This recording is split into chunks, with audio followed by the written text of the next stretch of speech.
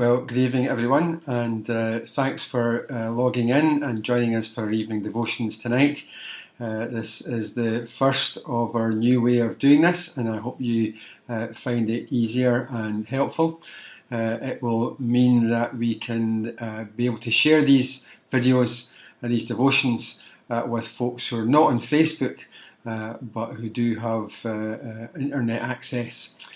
So that's one of our reasons for moving to this platform. I want to just read a couple of verses to you, one from the Old Testament and a couple from the New.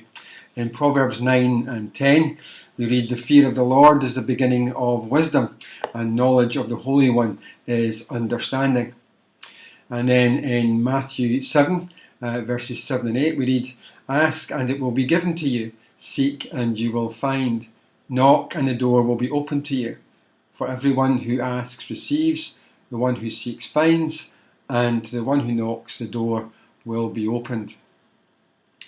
For the past 28 weeks I've been doing a Through the Bible in a Year reading plan, and the last 6 weeks, every Thursday, I've had a reading from the book of Proverbs.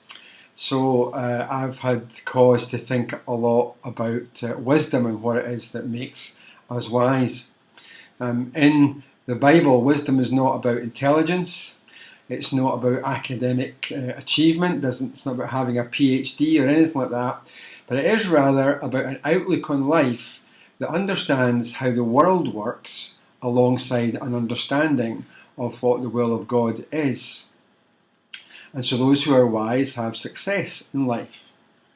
That doesn't necessarily mean that they'll be rich or famous, but that such people will be living righteously before God in a way that pleases God, in ways that God has appointed, and so they will live well, they will live wisely. So if we are wise, it means that whatever life throws at us, we will have the wisdom and understanding to know how to deal with it, because we have that deep relationship with God. Virtually every chapter in Proverbs has wisdom as its focus and theme, specifically the wisdom of how to live life properly or well. As John Bunyan famously observed, the Christian life is a pilgrimage, and so it's natural that walking the Camino brings with it many opportunities to gain and apply wisdom in order to be prepared for the challenges that pilgrims face each day. And it was on the Camino that I learned the wisdom of junctions. The Camino is mostly wild countryside, but occasionally you have to follow the roads, and that means dealing with traffic and crossing junctions.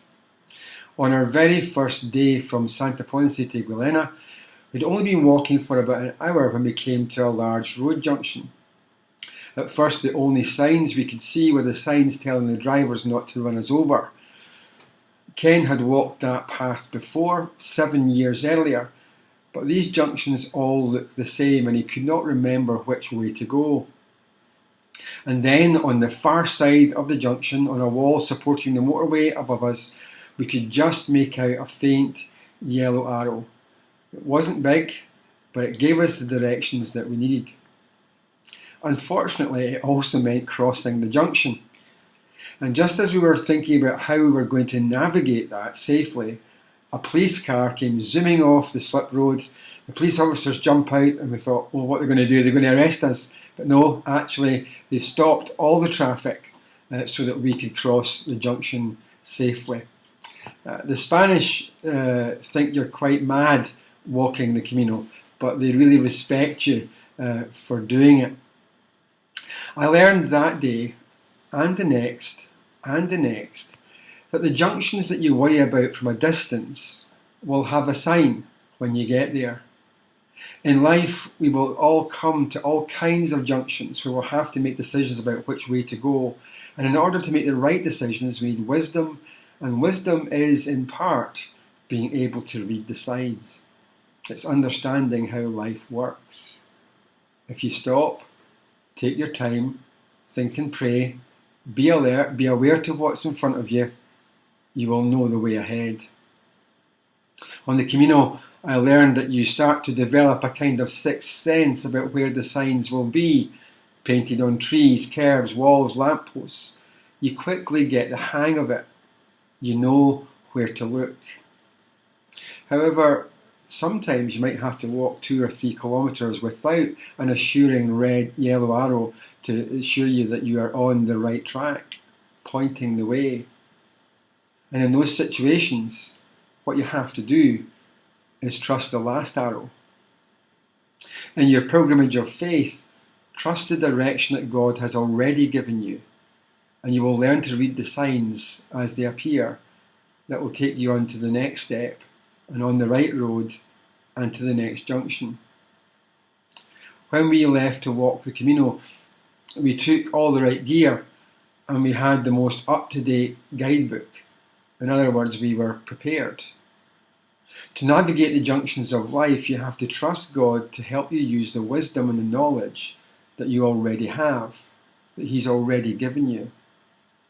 I've already told you about the time that Ken and I got lost.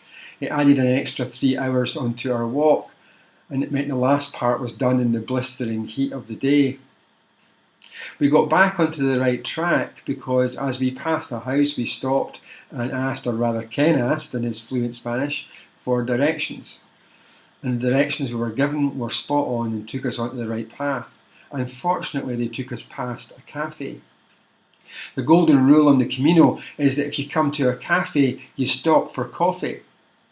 So we stopped. We took a chance to ask the waiter for more directions. And he was able to tell us that the path had been moved because land had been sold. And he gave us explicit directions through an industrial area that took us onto the new path.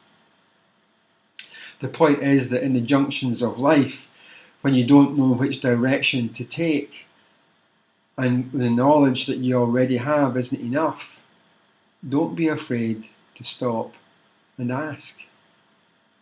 It's true that we need to use the wisdom God has given us, but if we feel that we lack the wisdom, all we have to do is ask.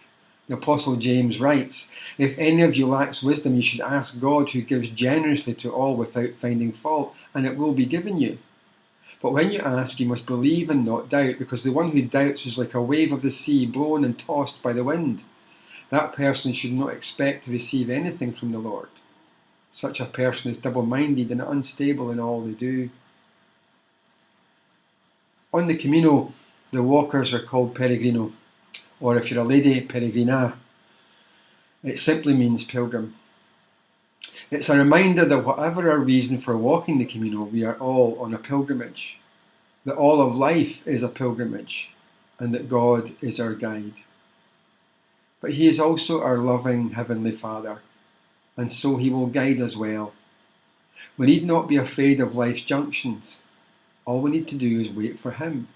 He will lead us. He may show us how to use the wisdom He's already given us. He may give us new wisdom. He may help us to be wise enough to ask for help. But He will always walk with us. And so armed with that wisdom, we can face whatever comes. Ask, and it will be given to you. Seek, and you'll find. Knock, and the door will be open to you. Thanks for listening tonight.